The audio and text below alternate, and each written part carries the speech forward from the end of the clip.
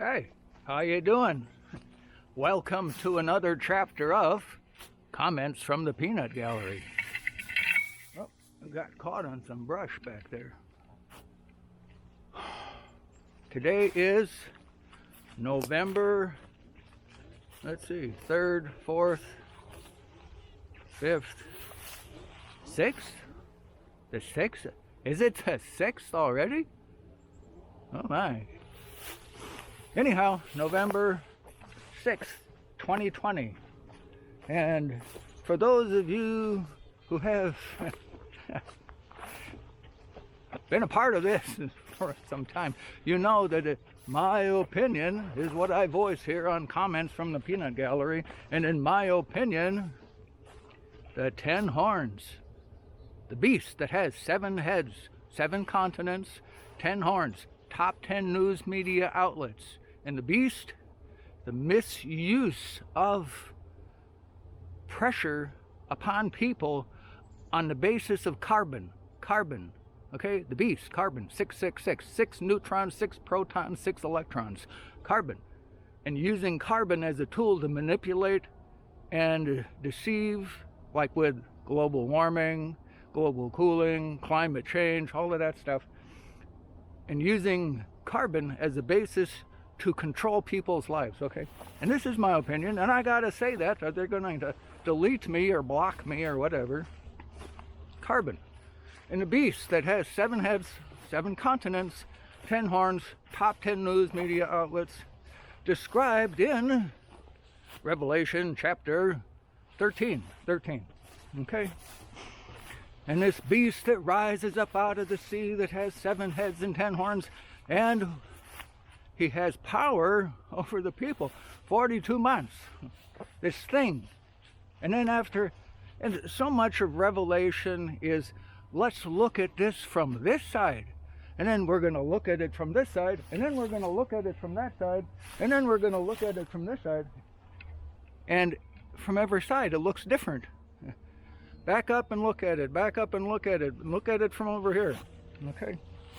Anyhow, so after 42 months, what happens?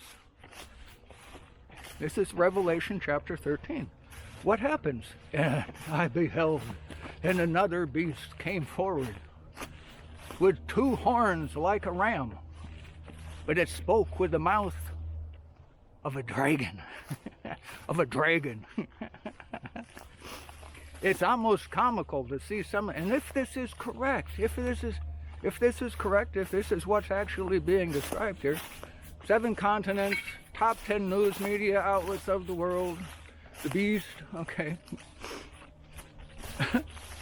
If it's correct, and you have these 2 horns, the second beast, and it causes all the people of the earth to worship the first beast and go, oh, the news media is amazing. The news media is truthful. We wouldn't lie to you. We would always tell you the truth. Trust us with your life. Trust us with your existence. We only tell you the truth, okay? News media. And I know that there are good ones out there, little bitty ones. Let's see, Sky News in Australia. They seem to be telling the truth about stuff. Other individual people, little businesses, stuff that because he that kills with the sword, with the lie, with the deception, must be killed with the sword, the word, the truth. Out of the mouth goes a sharp, 2-edged sword, okay? And those that deceive and lie must be taken down with the truth. With the truth. Herein is the patience and the faith of the saints. The saints, the sons and daughters of God, must defeat this monster. And if the second beast, if that's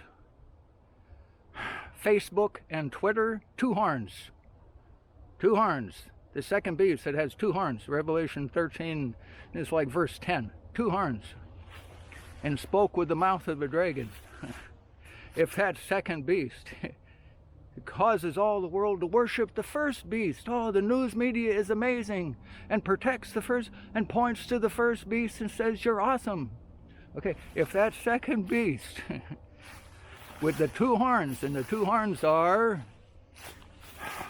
Facebook and Twitter, they are taking down all of the posts. They're hiding them, covering them, deleting them, that are saying and exposing this whole election thing that's been going on, and all the cheating that's been going on, and those that are exposing the cheating. Facebook and Twitter are taking them down. Whoever thought that something with the name Twitter would have any clout? But it's worldwide, and so is Facebook. Help us all. 7 heads, 2 horns, and here comes this second beast. Here again, this is my opinion, and I gotta keep saying that so they don't delete me. But that's where we are today. What is today? Today is, I think it's the 6th. It's Friday, November 2020. Those that kill with the sword, word, must be killed with the sword, word. Here is the patience and faith of the saints, the sons and daughters of God. We got to hold the beast to his feet to the fire and delete him. What is the number one prophecy? No, okay, a very famous one about sit at my right hand until I make thine enemies thy footstool. The Father speaking to Jesus, okay? Sit at my right hand. The disciples, back when Jesus walked this earth, thought it was going to come to pass then that Rome would go home like a whipped dog with his tail between his legs. But that wasn't the case. Not with what was happening then. He had to complete his chores. So where is it now? Sit at my right hand till I make thine enemies thy footstool. The Father speaking to Jesus. Okay? Sit at my right hand. Okay, and here is the faith and patience of the saints. How is the Father going to do something except he says, here, my kids, the faith and patience of the saints. We got to see this monster, this crooked thing, this wickedness, all this stuff from Satan's kingdom that's been poured out upon this country. This is the one country in the world. Closest one to it is Israel. But the one country in the world where our foundational structure, our Constitution, is structured from the Word of God.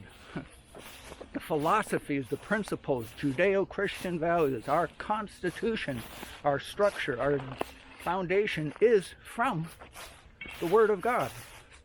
His Word, His goodness towards us, goodness towards people, Him, His personality. That's what it's structured from. And if you don't think, for those of you that think that whatever happens is God's will,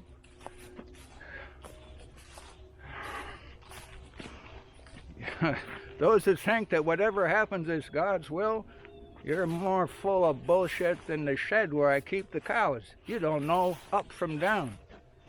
I'm sorry you're that ignorant, but you are. Anytime somebody sins, break covenant with God, His will has been violated. Anytime somebody goes to hell, His will, God's will, has been violated because He wills that all be saved. It's such a simple thing. Don't be stupid.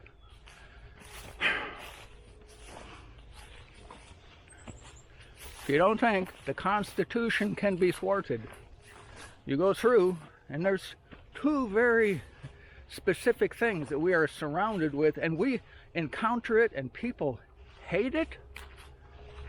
1, nobility status. Nobility status. Constitution declares very plainly, it's written in there, that no state shall confer nobility status upon any individual, any person. No federal government shall bestow nobility status upon any individual.